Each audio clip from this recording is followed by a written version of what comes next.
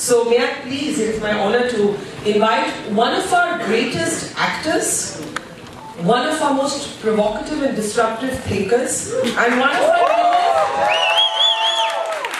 wait for this, one of our newest politicians.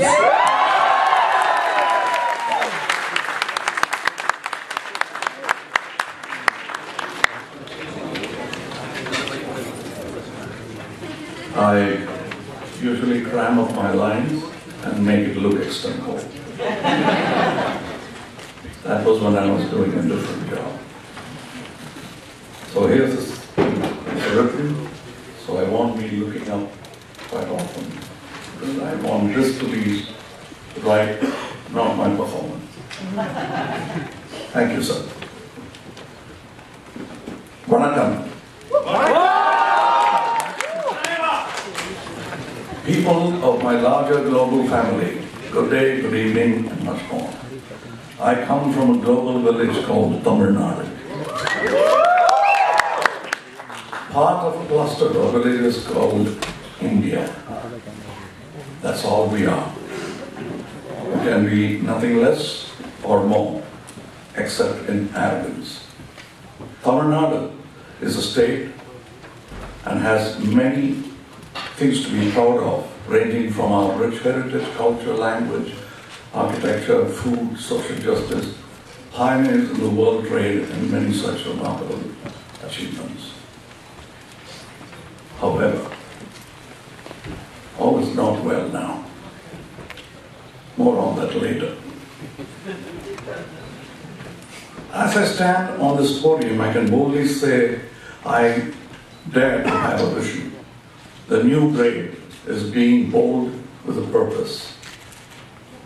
My true purpose today is to challenge the status quo and mediocrity in polity that is plaguing our state of Tamil Nadu. I have often said that when avaricious businessmen and politicians set mediocrity as a standard, then rubbish becomes acceptable. Ordinary becomes extraordinary. And extraordinary becomes genius. Genius itself, if it exists at all, is relegated to a state that needs psychiatric monitoring. Fortunately, my vision in these climes is just extraordinary. Extraordinary only when compared to the policy paralysis and the lack of imagination that exists in Tamil Nadu today. To make this a specific rather than a wandering generality, the three big things plaguing my state today are: one, the apathy shown by political class of the state's financial health and management. With the revenue deficit at its all-time high of rupees 160 billion and growing every day. State gross fiscal deficit, which stands at an approximate rupees 405 billion, the third highest in the country for the year 2016 and 17. A large part of this deficit is driven by ineffective public spending and lethargy and a lack of vision by the people in the government. Two, inability to manage our state treasures, namely our waterways, which for decades have been neglected. If only we have managed this better, we would be water self-sufficient by now. Three, the gradual lowering of the bar in every aspect of society, from education, skilling, healthcare, to social justice, to creating employment. To move on in this regressive times, what I propose may just be a dream, but it's much akin to the sheer necessity that led our ancestors to come up with the idea of the wheel. The new wheel is an old concept, eons old. It's an idea of creating a virtuous cycle to weave its magic on the populace. A cycle that we have to recraft and maybe humbly reinvent. My firm belief is that the business of new age politicians should be to set a context and be an enabler to embed this new wheel within our society. However small that wheel, it should still ripple across our placid social lake. My mentor once stated, and I quote, "If the villages perish, India will perish too. It will be no more India. Her own mission in the world will get lost." For him, the rebuilding of the nation could be achieved only by reconstructing self-reliant, self-sustained villages. My mentor was none other than Mr. Mohandas Karamchand Gandhi. I'm shameless in plagiarizing his ideas for the benefit of my people and my society. On February 21st, 2018, as I embark on my political journey, I am announcing a plan to adopt one village in every district of Tamil Nadu.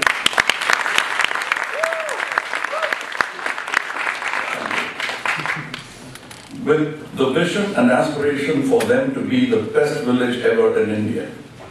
And later, why not? Maybe the world. An exemplar of sorts for my state and country. These villages will be planned with an intention to be holistically sustainable, economically, ecologically, sociologically, technologically, and high on education, skilling, and health. All the key faculties for a healthy society. With this, we will set in motion a series of virtuous cycles in Tamil Nadu by being the change.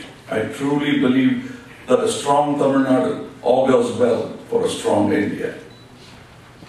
Now I'm practical enough to understand that every journey begins with a single step. Therefore, as a first measure, we will take one village and reimagine it for excellence. Later, we shall scale it across the state. Let's reimagine our villages. Let's reimagine society. Let's leave a lasting impact on Tamil Nadu and India for posterity. All Indians and even global citizens are welcome to contribute to this idea. Being a Tamilan is not a prerequisite or a condition. But as I have often said, it is merely a postal code. Some skeptics might think, "Oh, you rookie politician, I know where you're taking this. You're here with a begging bowl for money." Begging bowl? Yes. For money? No.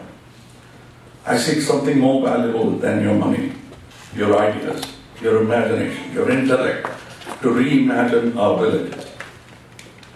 Your time and participation in pursuit of excellence. My political campaign begins here with the aspiration of forming a brain trust with my Tamil women and men.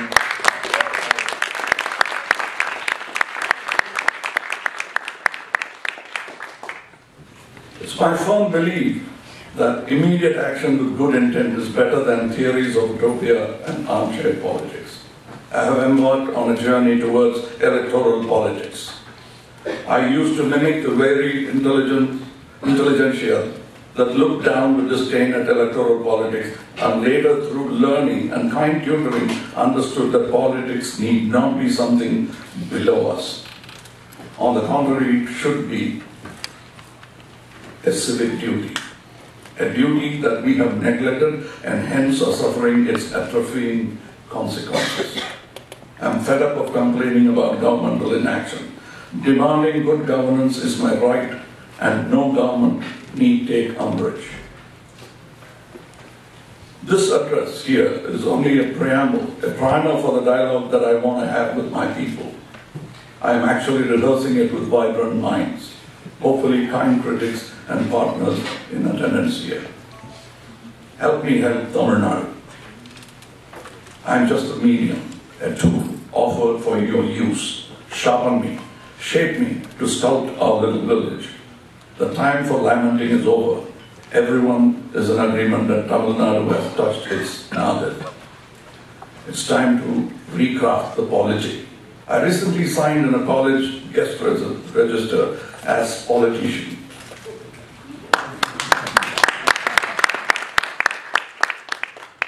On second thoughts, I should have signed as polity-culturist. That's what we all are, cultivating a new polity. Enough said, I guess, to indicate the direction of our journey. It's simple. a slave called Spartacus who dared to think of freedom when slavery was a social address and norm in Republic Rome. A man called Genghis Khan who dared to dream of an empire knowing fully well it was nothing but a normal tribal. And closer home to my forefathers, the Tamil Chera Pandya kings who domineered the spirit of language, administration and world trade. Each of them over time have left behind some great ideas, some faulty, yet it is there for us to improve upon. Even recent leaders have left behind lessons to be learned. Their endeavors, success and failure were specimens in our socio-political laboratory. I have the humility to learn and keep learning. Partner with me on this epic journey of reimagining and rebuilding Tamil Nadu. And hopefully, one day our country for a better tomorrow. Please visit www.mayam.com to volunteer. I repeat, www.mayam.com to volunteer. Nare Namade.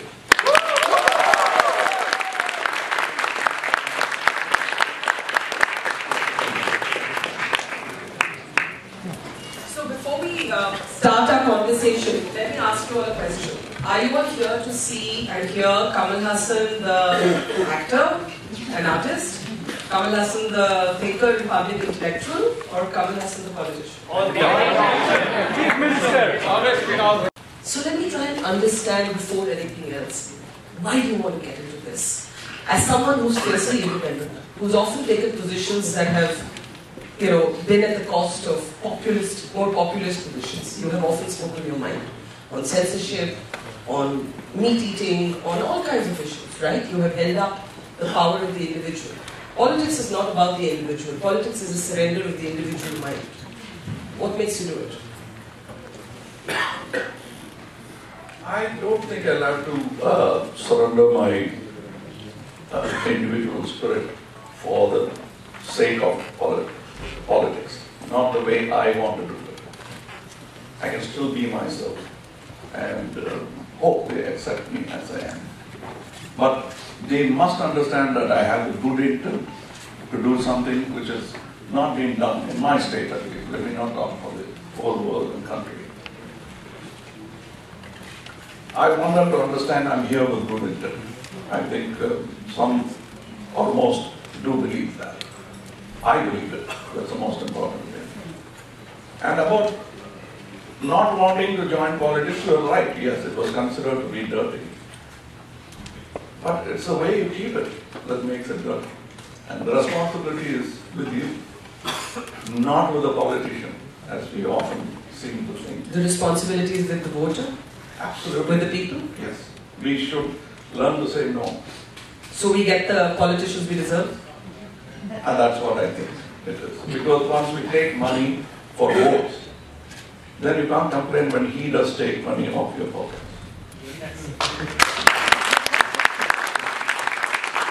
He's going to look you on the eye and say, oh yeah, I'm the only thief from this.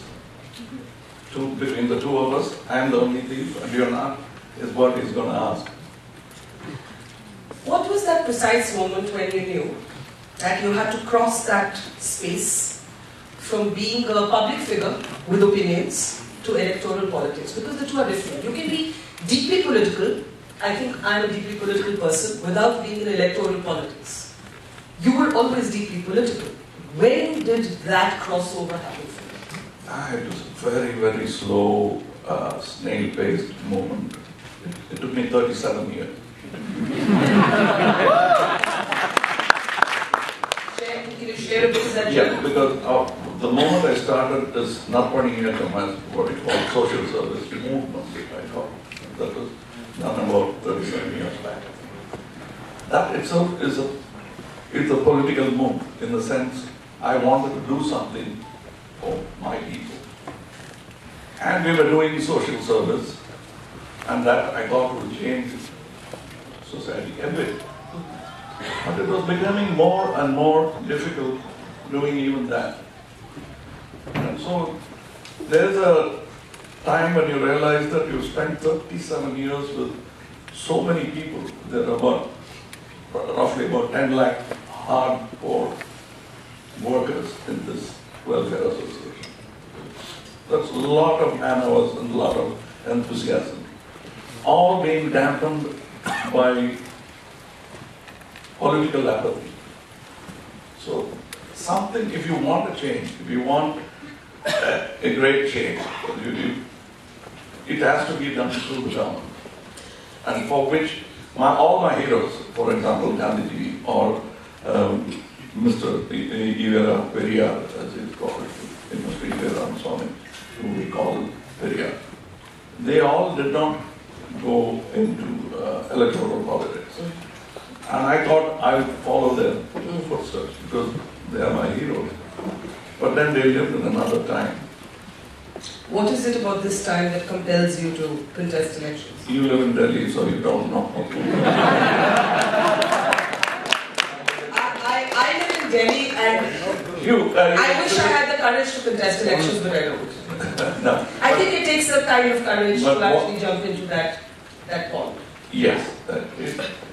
I would call it courage, but I think we have been pushed to such anguish and anger.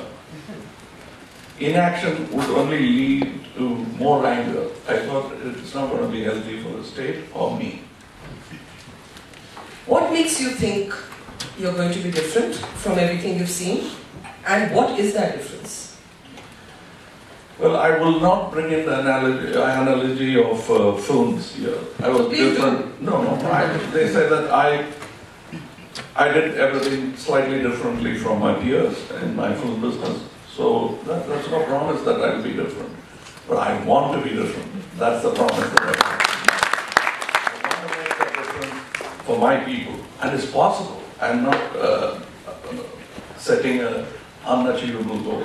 It's an achievable goal. And I'm not going to do it alone. You guys have to help. Yes. Yes, sir. And I'm speaking now to people of Tamil Nadu, not the elite alone, all of them who think that taking 5,000 rupees, 10,000 rupees and working will make this day better. It won't. Over time, you're worthy of much more money to earn and to keep for yourself. What you're selling away and giving away is not only your vote, but your capability to earn more. They don't compute it that way. Somebody has to keep reminding them that they've taken 15,000 and lost 15 lakhs maybe. For the 5 years, they would have gotten 15 lakhs. Have you had any second thoughts in the last couple of months? And I ask this because I remember meeting you in Chennai, I think somewhere in November, December, and you had just indicated that maybe, but you hadn't completely spelled out electoral politics would be next. But you grabbed the headlines for all kinds of noisy reasons. You were accused of speaking of Hindu terrorism when you had actually spoken of Hindu extremism, and you said that something was lost in translation, and the two things were different. But you did not actually take back that phrase of Hindu extremism. You in fact made the argument that Hindu fundamentalists are beginning to aid Islamist fundamentalists, and that went against the spirit of Hinduism. The Hindu Mahasabha threatened to shoot you. Yeah, I'm used to being shot at, but that's... This was not a camera. Yeah, no, they didn't mean a camera. A more conventional politician may have said, oh, I meant this, but I didn't mean this, and, clarified it so many times that the original comment would have been lost. You just clarified that one word. You said it wasn't terrorism, it was extremism, but you stuck to your position on your concerns about Hindu extremism. Yes, because I'm concerned about Hindus, the so-called Hindus. I think of them as Vaishnavites, Shaivites, and other religious groups. The idea of Hindus as one group is very recent. It's not there from the days of Vedas or not there about 200 years back, I guess, 300 maybe. What concerns you? You said you're concerned about so-called Hindus. What concerns you? I'm concerned about total amity of the nation, of my state. I mean, as if they didn't know all this existed 50 years back. How come in 50 years suddenly we become so conscious of, and we take quick umbrage to any statement? What has happened? Why are we regressing to fundamentalism when we should be going ahead? And the Tamil Nadu state logo has a mosque, a temple, and a church in it. And why are we not behaving according to our logo? That's my question. And why are we allowing it to happen in Tamil Nadu of all the places? Why suddenly people who are passive and who walk to the other side of the street, if they found that some kind of commotion is going on, is now happily wading into agitations and problems? And it's not for anything else but pride and ego. And you think that's a kind of chauvinism that concerns you? Frightens me. Frightens you. Really, for my being. Personally, yes. I can keep a cold face when they say they'll shoot me. I will not urge them and say, come on, shoot me. You know? You're not going to do that button. Yeah, I can't. And even with a bulletproof vest. Because everyone thinks the bulletproof vest saves you from the bullet, but it doesn't save you from the pain. Because the impact of the bullet, the velocity of the bullet will still break your rib. So I'm not ready to take that pain. There's another big star from your state who's also his interest in being in politics. It's quite an interesting moment in Tamil Nadu. You have said you and Rajinikanth are good friends. You have said that when you decided, before you publicly said that you would be in politics, you actually picked up the phone and you called him. Is that correct? No, I met him. You met him. But when it comes to that question that everyone wants to know, can we see both of you on the same side? You're not so sure, are you? No. The reason is, we can as friends be on one side. I mean, that's different. But polity is different. Because I'm trying to make that difference to my state. Our approach, the general intent might be the good of the people. But I believe that there is a certain way in which the good will have to come to the people. I don't like to take a detour. So it might happen. We'll wait for his manifesto to be out, and mine will be out soon. 21st. 21st. So if it gels, then in polity, for the sake of the nation and the betterment of the people, a good alliance, if it's not full of lies and cosmetic arrangements, deceit and tacit under the table nods, that is no good for the people. So if that is not there and we are able to see eye to eye on a point, maybe, but I don't think so, because the very fact that he, in his first announcement, made some statement which gave him a cue. I'm not still hope. I hope it's not saffron. Hope it's you and not saffron.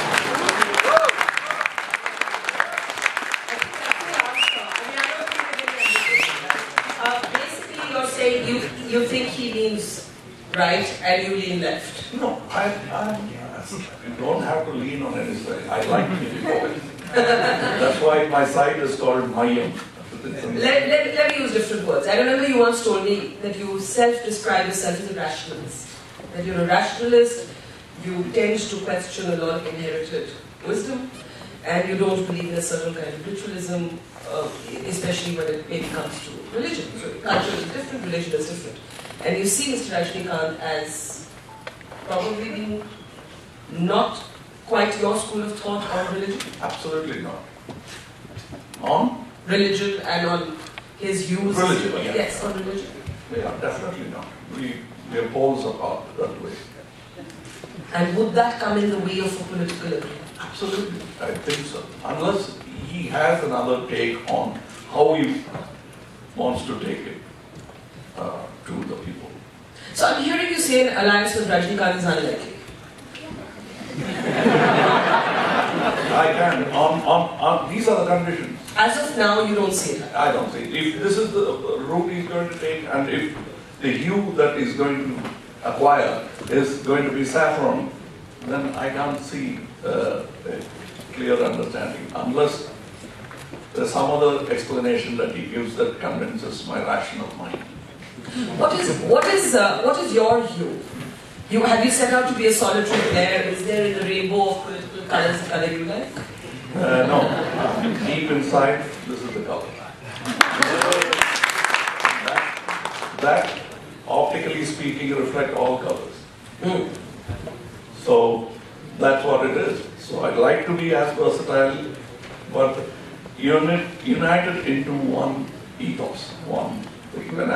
When I say Dravidian, people sigh and say, oh, here goes another politician who's going to hop that ekta, that one street that keeps on going Dravidian. But mine is a multi-stringed instrument. What does being Dravidian mean to you?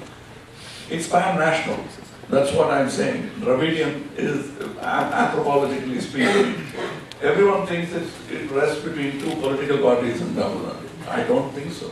It's all of South and some of India also. Some of North India. Most of India. So it is a pan-national feeling. You call it by other names. What is that feeling? It's anthropological. You look at the face. You and I are Dravidian.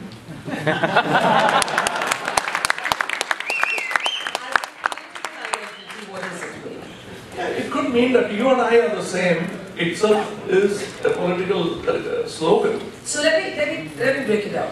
Mr. Rajinikanth's hue seems saffron, your hue is black, which brings together all colors for you in a united space. You did, before you announced your interest in politics, meet with other politicians that raised a lot of interest, Arvind Kejriwal, Mamata Banerjee. It raised speculation that perhaps you could join hands with some other political parties. As you embark on this journey, it's been very new for you. Do you see yourself as a small player taking baby steps but walking alone? Or do you see yourself holding someone's hand, some other political party's hand, as you begin this journey? Right now, the terra firma that I've chosen is firmly my state, I know. And in your state, could you hold someone else's hand? If necessary. I hope I don't stumble. In that case, I might have to hold hand. I don't think I will have to hold hand. If that is the case, I wouldn't have started a party, I would have joined a party. That's it. So the reason that I have started a new political party itself shows that I intend to walk it with the people, not with any politician as such. Was it the rationalist in you that made you take a perhaps unusually clear-headed position on eating beef? You said you're vegetarian, but you spoke in favor of choice. I'm not vegetarian, let me... Right, now. That's what you told me, now, yes. Now, no, afternoon I had some.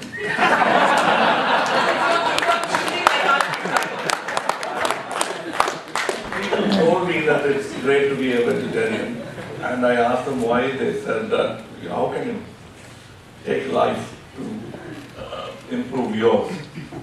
But you said vegetation doesn't have life. They have life. I'm equally guilty of being a vegetarian.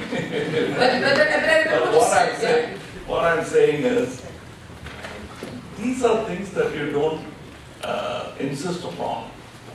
Next I will say, don't wear this color when I'm coming to the interview. We all hate snake oil salesmen, right? But these days, right, producers and the movie makers, right, with cable TV channels 24/7, they promote movies which are really bad. They promote like anything. So what happens is, the people below the income level, they go the first day, first show. What's the question? So they make the money. Question. I'm only going to question. So No do you comments. think Question. this is right? Because, it's like a reverse Robin Hood, right? We have seen Robin Hood movies, right? but taking money from the rich people and giving to the poor. But this is like okay, I don't money really from the poor understand the people. question, so let's take that as a comment. If you want to interject briefly, we will, and let's move on to this side after that. Yeah? No. Well, I think what you're trying to ask is it right that you promote a bad quality product as fantastic and make people prone to it? And that's what you did with cigarettes. Till someone told you it's harmful, and now you're cutting down on it. Why do you want to cut down on it? There's somebody who said that if the food council will have to okay a new invention called alcohol, if it were to be now, they will not.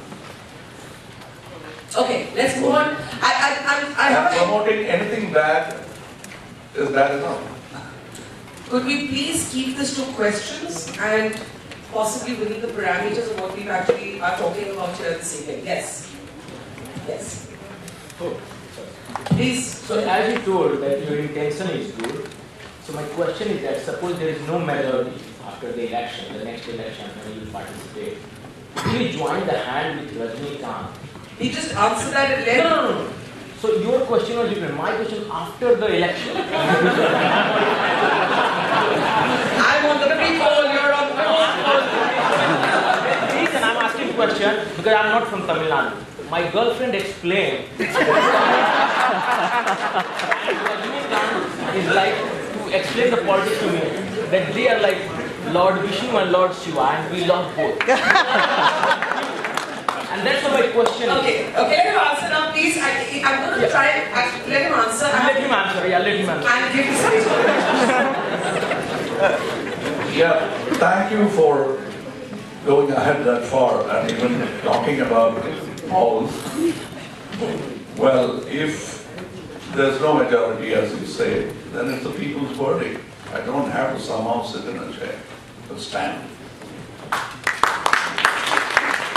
And wait again and work. And about this Lord Shiva and Vishnu thing, I think enough has been said of these two gods. Everybody knows that quality. What we need is to preserve and to make Tamil Nadu healthy. That doesn't mean I'm talking about Vishnu. This is my agenda. Okay. Now the question here, this side, yes. Hello, sir. Sir, my question might sound similar, but it is not.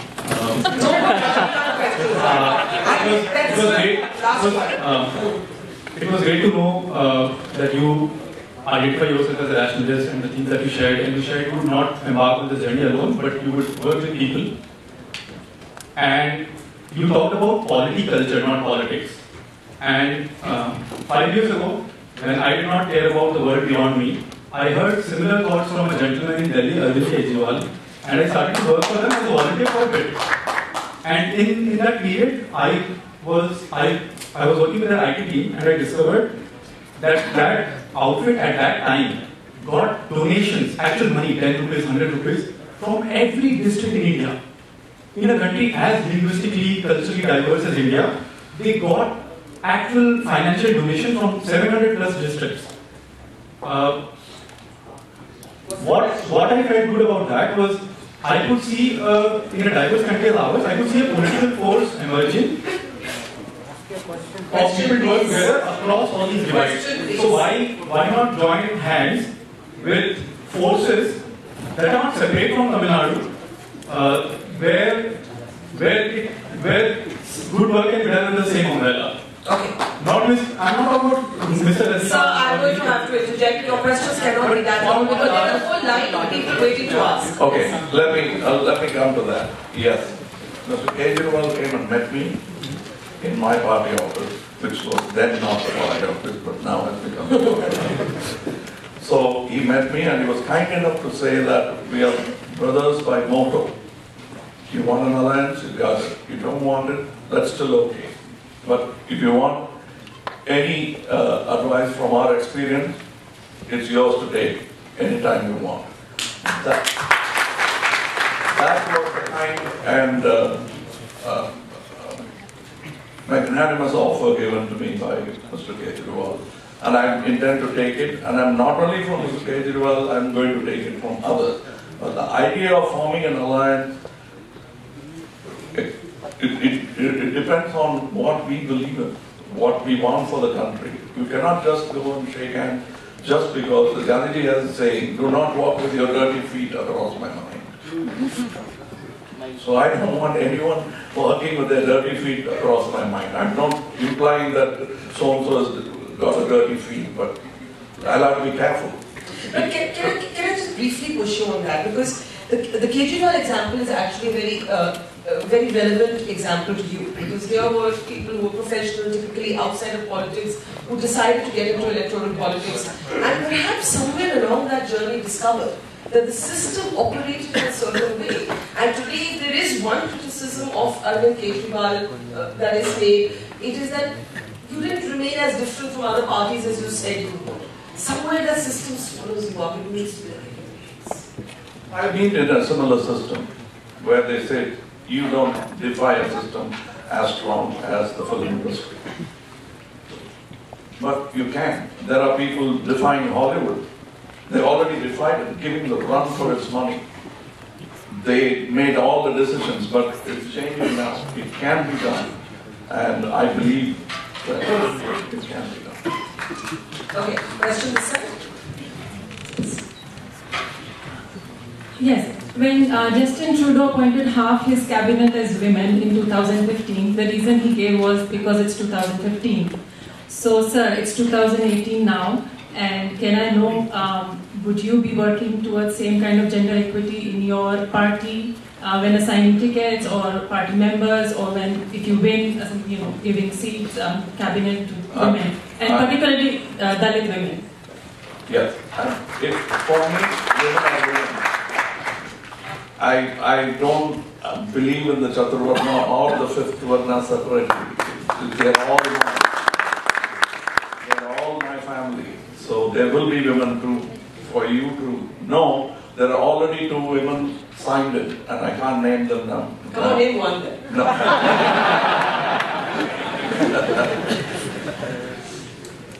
You were a state governed by a woman. Yes, yes. You did. Some would say governed by 2 women. That's more like now we are playing with 1 and 2 numbers. So, I mean, there is complexity here that women in politics alone doesn't change how politics is practiced, is what I was actually trying to Yeah, you remember the old saying that the only man in the parliament is a woman. You remember that? They said that of Indian parliament. I know Indira Gandhi at one time in a cabinet, but in 2018 we shouldn't be referenced against men is what I would say. Next question, that side, please. Yes. My question is, should laws reflect the views of the majority of people? I didn't get it. Should laws reflect a majoritarian sentiment? Should the law like in Saudi Arabia, it's okay for adultery punishment is killing a woman by stoning? I don't know about other countries. Let's talk about ours. I like the lady, blindfolded lady with equipoise. And that's what it should be. It should be not to appease the people. There are many politicians who do that to appease people. I think law should be above all of it. And blind to bias. That's what I think it should be. That's when all will get it. There's somebody who says justice for all itself is a myth and a slogan just to keep the manthan going. But I believe that the law should be above these sentiments.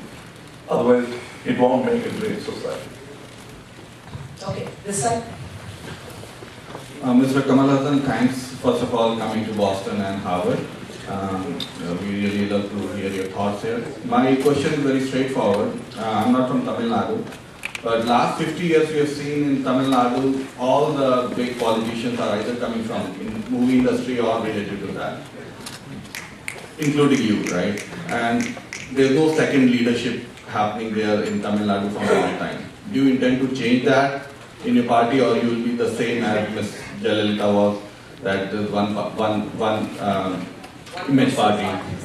One person parties. Then I might as well call it just Kamal Haasan and not by any party name. I don't believe in that because look at my age. that I'm now in.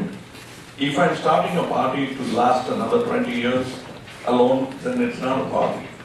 It's a party that you have every Saturday. That's not what this is. This is beyond time. It must at least last 3 generations to have an effect on the populace we're trying to help, which means I won't be around to see it. So I've already thought of the second, third, and fourth leadership. Maybe not, I won't pick the person. Even that amounts to a certain amount of despotism. So yes, I'm not going to follow that example. What do you think of dynasty in our politics? The fact that top jobs get inherited in smaller parties and larger parties? I mean, it is breaking up of the monarchy that brought about our democracy.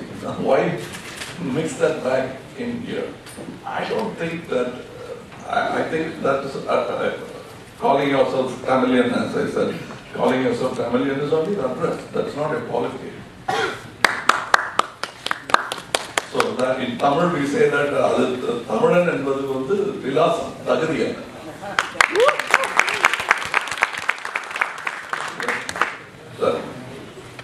Qualification you must earn. Question? வணக்கம் Kamal sir, நான் உங்களோட மிகப்பெரிய fan. Sorry, நான் தமிழ் பேசுறேன், கண்டுக்காதீங்க. Okay. என்னோட கேள்வி என்னன்னா, my question is, what is the biggest lesson you've learned throughout your journey of life? What is it? Biggest lesson you've learned throughout your journey of life. What has been your life lesson thus far? Something you learned you wouldn't do again or you would do again? Something that life taught you?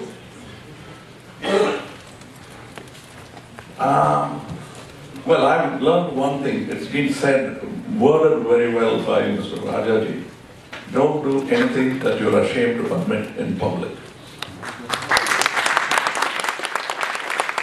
Do anything that you're not ashamed to do, admit in public. It's as simple. I'm trying to live up to that. It's so simple. Even murder can be justified if you're a soldier. I killed so many people for the nation. So anything that you're not able to admit, don't get involved in that business at all. Is there a mistake that you made that you would not make again? I mean, we all make mistakes. We all make misjudgments, wrong choices. It's something that you know, that you really had to go through it to learn it, and now you're saying to yourself, I want to validate it. Yeah, I will never ever overestimate myself and think I'm a fantastic, intelligent man, bordering on genius. I'll never do that. At 19, I thought, make way, world. And then I thought they were deaf. They were only being kind. Okay, I'm going to take the last 2 questions because we've already overshot time. Yes, this sir. Hello, sir. You've been very vocal about being a rationalist and not conforming to any community or caste, but how do you handle when everything, the things that you do or things that you say are being linked to a particular caste or community? Even your brother Haasan said in an interview that your community might be a reason that you might not be successful in politics. How do you handle comments like that? I have 2 years. In Tamil they say, in the Kerala,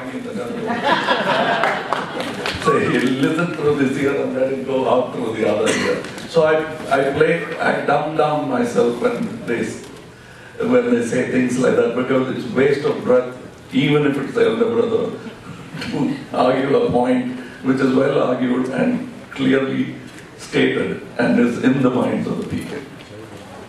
Okay, last question. Vanakkam, sir. I am Rajaji's great grandson, so thank you for quoting. Wow, that's nice. Thank you. So the question is, so a couple of hours back, we saw a digital governance session by somebody from Estonia. There, the government and the people are leveraging a digital ecosystem. In Tamil Nadu, the ministers are deleting their email addresses when you ask us to complain corruption charges. So it looks like a very long journey. How long would it be, and what would you need from us? That's exactly why I think this podium might not give us enough time, but as I told you, www.myem.com will be the place where we can discuss, and probably I think you should all participate. I'm looking for that.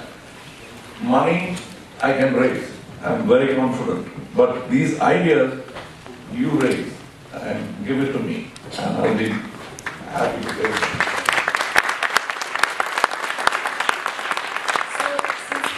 Among young people, I do want to just ask you one last thing before we close.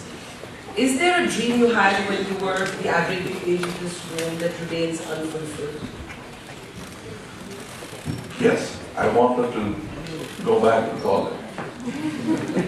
And I'm a high school dropout, so I always wanted to get back. But life gave me so many other opportunities that dream never happened. And now there's no time for that, obviously. But you're never too old to study. The life is the laboratory of the classroom. I always say that I'm an extra level student picking up even garbage that is thrown out of intellectual garbage. Thrown out of the universities, because that's what has been my stable diet, intellectual diet. Well, I can say this, that whether or not you went back to college, you are one of the brightest minds I've had the pleasure of talking to, and I know that the room will support me in that. Thank you very much.